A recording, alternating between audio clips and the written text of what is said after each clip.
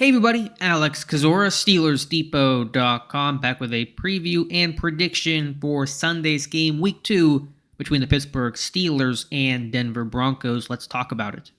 Before we get started, if you guys could like this video, subscribe to the channel, and check out the site, SteelersDepot.com. Would really appreciate that. So let's talk about this game. Pittsburgh 1-0, Denver 0-1.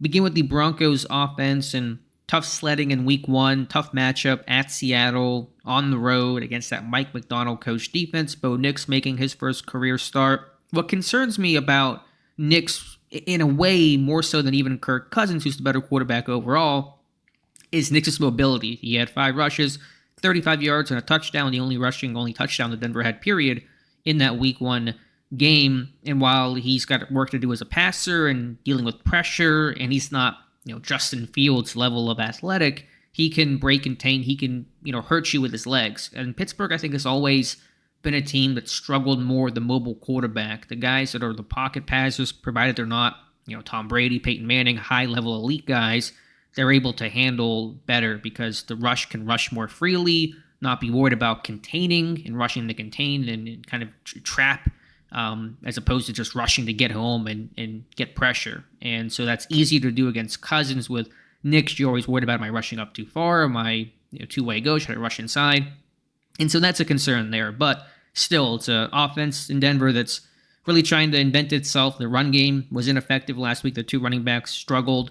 They used a lot of perimeter run game, crack toss game. We'll see if that's their MO against Pittsburgh, or if that was just more game plan specific against Seattle. Week 1 can be a little deceiving, but I'd watch out for that perimeter run game for Denver. But if Pittsburgh can contain the run and shut things down, and they match up in a good way to do that against the Broncos, that's going to really put a lot of strain and stress on Bo Nix. I think Pittsburgh's front 7 should overwhelm that Broncos offensive line, even though guys like Garrett Bowles and Wattenberg at center are going to play in this one. You can really kind of create a similar formula to what Seattle did, where you stop the run, you put Nix in some uncomfortable situations. They were 5 of 18 on third down last week. Nix had to throw 42 times, dropped back almost 50 times overall, and that's going to be a winning formula for Pittsburgh. In terms of their pass game weapons, Cortland Sutton's going to be the number 1 guy. Joey Porter Jr. will be on him. I imagine he's going to shadow him throughout the game. I think Dante Jackson, who had a really good game in Week 1, is going to have an interesting matchup against Josh Reynolds. I thought last week Jackson against Darnell Mooney of the Falcons was a really even matchup. Mooney and Jackson, small, speedy guys. Reynolds is a lot bigger, a little more physical. So I'm not saying that Jackson can't compete, but it's going to be a more interesting matchup because there is a size advantage working in Denver's favor. But overall, Pittsburgh's matchup is very favorable to them against Denver. Defensively for Denver, I was impressed. I thought their defense hung tough against Seattle. They had a bad third quarter and things kind of got away from them. But overall, they're the reason why that was only a 6-point loss. I think it's a good defensive line. Zach Allen's up front. He's kind of a Cam Hayward type vibe, kind of prime Cam Hayward, where he's big and strong, athletic, and basically never leaves the field. That's, what Hayward was at his peak of his career. Not saying Allen's quite to that level, but kind of a similar vibe to it.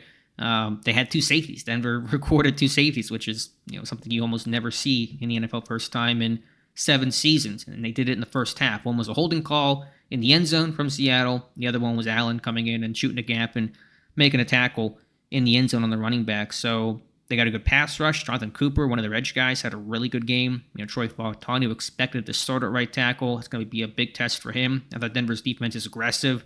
They swarm.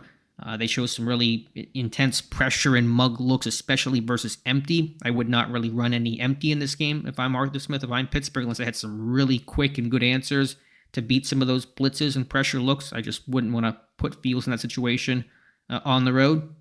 But that defense, overall held up. I think the weakness they showed, and I'm sure they're going to try to correct it during this week of practice leading into Week 2, is Seattle had a lot of success on gap schemes when they were pulling the guard in the third quarter. Walker busted off a couple of good runs, including 1 touchdown from their gap scheme. So, I think Pittsburgh may run some more of that. You'll see Spencer Anderson, the left guard, filling in for Isaac Seumalo, pull more than he did against the Falcons.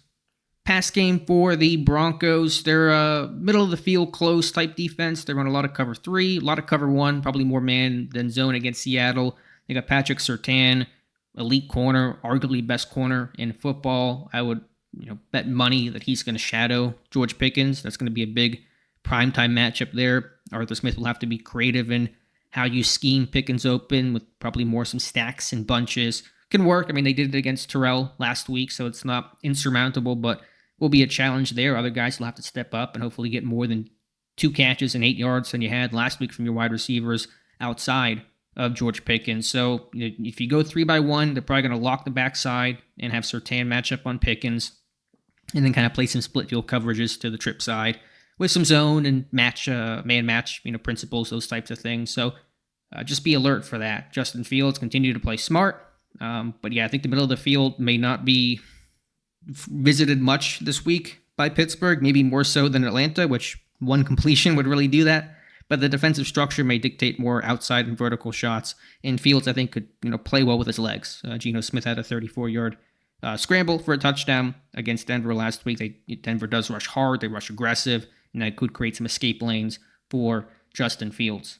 So my prediction in this one, I'm going Pittsburgh 20-18, kind of a funky score, probably for a funky game. Going to be, I think, similar to Atlanta. Neither offense is going to be great. I think Pittsburgh can finish some of the drives they could not finish against Atlanta. They were in Atlanta territory on 7 possessions, and they only got to the red zone twice and didn't put the ball in the end zone on either of those attempts. So hard to be that inefficient, and hopefully Pittsburgh can be able to finish some of these drives off. I just think the run defense for Pittsburgh is too strong, and then counting on Bo Nix to win. I think he could make some plays. His legs can be a threat, but just not enough against that really stout Steelers defense.